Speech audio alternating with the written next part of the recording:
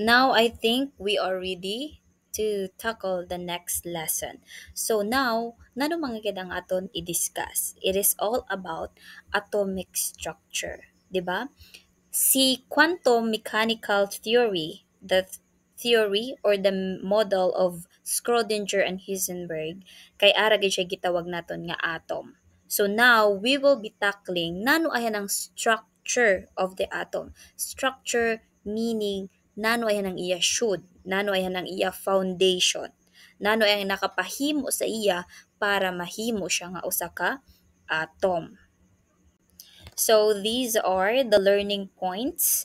First, we have to state the three subatomic particles and then describe the key features of subatomic particles. And then we are going to explain the electron configuration in atoms. So, looking at atoms, atoms are the building blocks of everything. Di ba? May nakonsulti sa inyo. The building blocks of matter is what we call the atom. However, the building blocks of of life is cell. So, amin na siya ha. So, elements like carbon, hydrogen, oxygen, nitrogen are made from one type of atom. For example, kung ina siya gold, made up of atom lang gid ina siya for gold. Atom, gold. So gold is made up of gold atoms. And oxygen, of course, is made up of oxygen atoms, both of which are completely specific and unique to the element. So nganong dili man magkaparehas ngayon si gold kag si oxygen or nganong dili man magkaparehas si gold kag si silver? It is because ang ila palang daan atom is different. Different ang atom ni gold, different ang atom ni silver. So, gold bar is purely made of gold atoms, while silver bar, inang mga silver atoms that sina ang nag-compose sa iya. Dili mahitabo na si gold kay ang masyud sa iya or ang mag-compose sa iya is ang silver atoms. Okay? So what are the different nano ayan ang should sang atom? It is what we call subatomic particles. Ang should sang atom gitawag nga nano, it is the subatomic particles. So an atom is composed of three. Pila ka buok? Three subatomic particles. Nano mina sila ma'am ang mga three subatomic particles?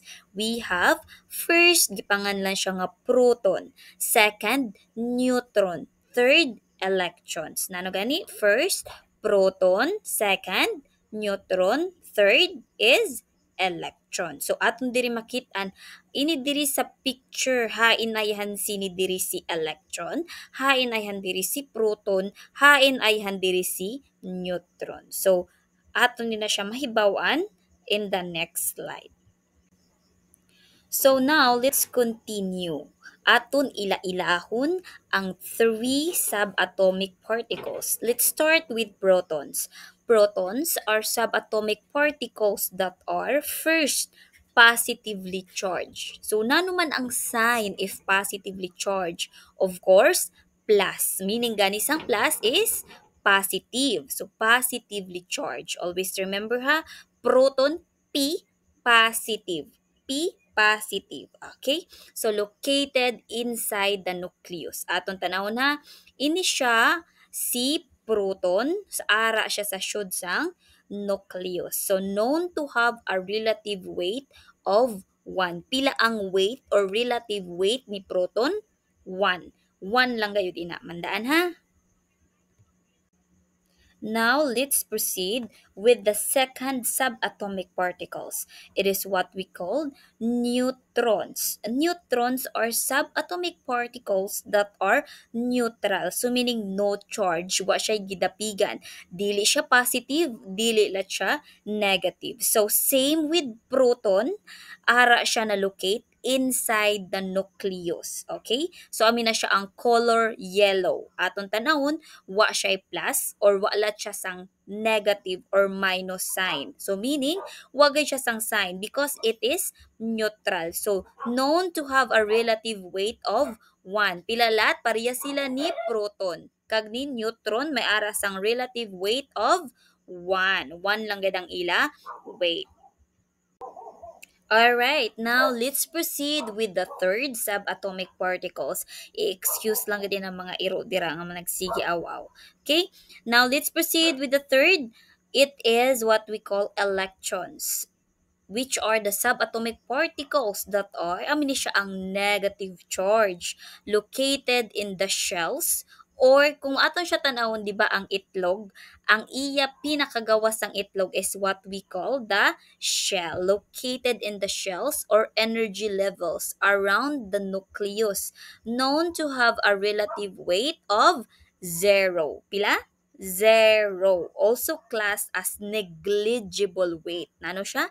Negligible weight, meaning zero ang iya weight.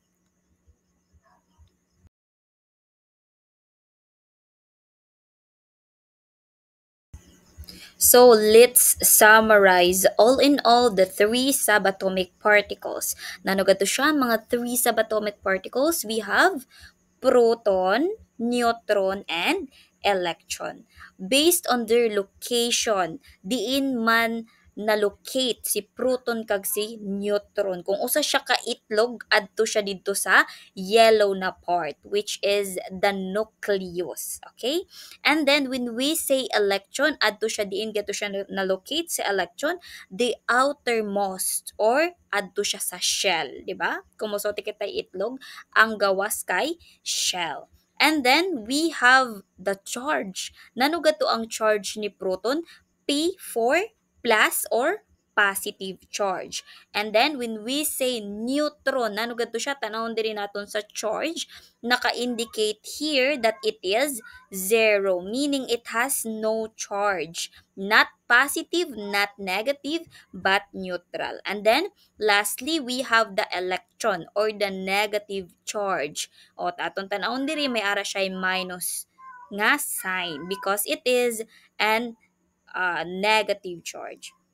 And then we have the relative weight. Si proton kag si neutron pila gadto ila weight? We have 1 and electron is 0. Okay, negligible weight. Gitawag nato na negligible weight. Sino ganing may ari negligible weight? It is the electron.